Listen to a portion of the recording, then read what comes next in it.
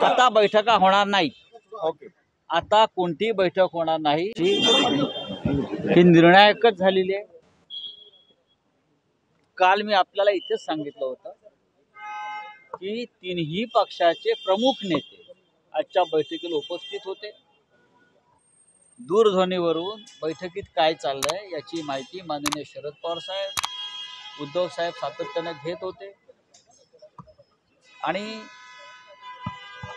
जागा वाटप अत्यंत सुरळीतपणे पार पडलेलं आहे। मी तुम्हाला खात्रीनं सांगतो, तीनही पक्ष कोणतेही मतभेद या क्षणी नाहीत। आज वंचित बहुजन आघाडीचा जो प्रस्ताव आलेला आहे, तो प्रस्ताव जरी तुम्हाला दिसायला खूप मोठा कागद दिसत असला तरी गेल्या काही वर्षात त्यांनी काही मतदारसंघात काम केलं।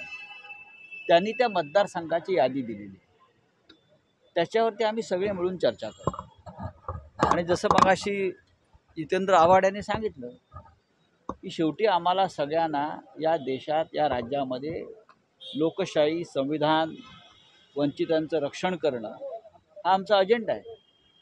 आणि त्याच्यावरती आम्ही सगळ्यांनी आजच्या बैठकीला काँग्रेसचे प्रदेशाध्यक्ष नानासाहेब पटेल होते, पृथ्वीराजराव चव्हाण होते, वर्षाताई गायकवाड, त्यांना जयंतराव पाटील, जितेंद्र आव्हाड, आमच्याकडे विनायक राऊतजी होते, अनिल देशमुख साहेब होते आमचे। आम्ही सगळ्यांनी सविस्तर चर्चा केली, प्रत्येक सीटवर चर्चा केली, कोण कुठे जिंकेल ह्याच्यावर चर्चा केली। आणि जिंकणं हे महत्त्वाचं आहे, जागा कोण किती लढत आहे याला महत्त्व नाही।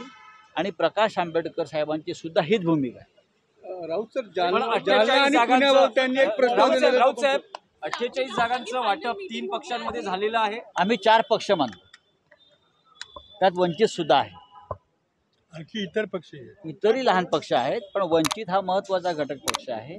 त्याच्यामुळे महाविकास आघाडी म्हणून आम्ही ही चर्चा करतो। आम्ही स्वतंत्रपणे व्यक्तिगतरित्या कोणतीही चर्चा करत नाही आहोत।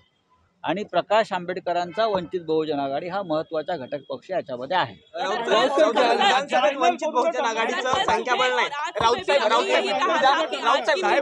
राज्यामध्ये विधानसभेत वंचित बहुजन आघाडीचं संख्याबळ नसताना 27 जागांचा त्यांनी 27 जागांचा फॉर्म्युला अजिबात सांगितलेला नाही, इच्छा व्यक्त करणं। आता आम्ही म्हणतो आम्ही 48 ठिकाणी काम करतो, काँग्रेस पक्ष अख्ख्या महाराष्ट्रात आहे, प्रत्येक मतदारसंघात देशभरात आहे, राष्ट्रवादी काँग्रेस 48 मतदारसंघात आहे। पण शेवटी महाराष्ट्रात जागा 48च आहेत ना, त्या आम्हाला वाटूनच घ्याव्या लागतील। आणि ज्याची ताकद ज्या मतदारसंघात आहे त्याच्यावरती आम्ही 4ही पक्ष मिळून चर्चा करतो आहोत।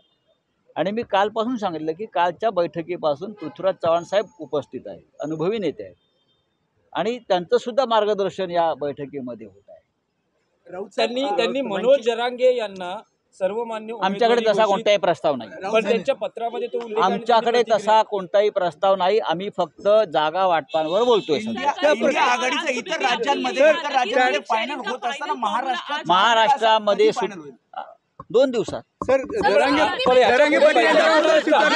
राऊत साहेब, यापुढे बैठका होणार आहेत? आता बैठका होणार नाही। ओके, आता कोणतीही बैठक होणार नाही, याचा अर्थ जागा वाटप पार पडलेलं आहे वंचित बहुजन आघाडीसह। राजकारणातील प्रत्येक अचूक बातमीचे सर्वात आधी अपडेट्स मिळवण्यासाठी सरकारनामाच्या सर्व सोशल मीडिया प्लॅटफॉर्मला लाईक, फॉलो आणि सबस्क्राईब करा। तसंच सर्व नोटिफिकेशनसाठी बेल आयकॉन प्रेस करायला विसरू नका।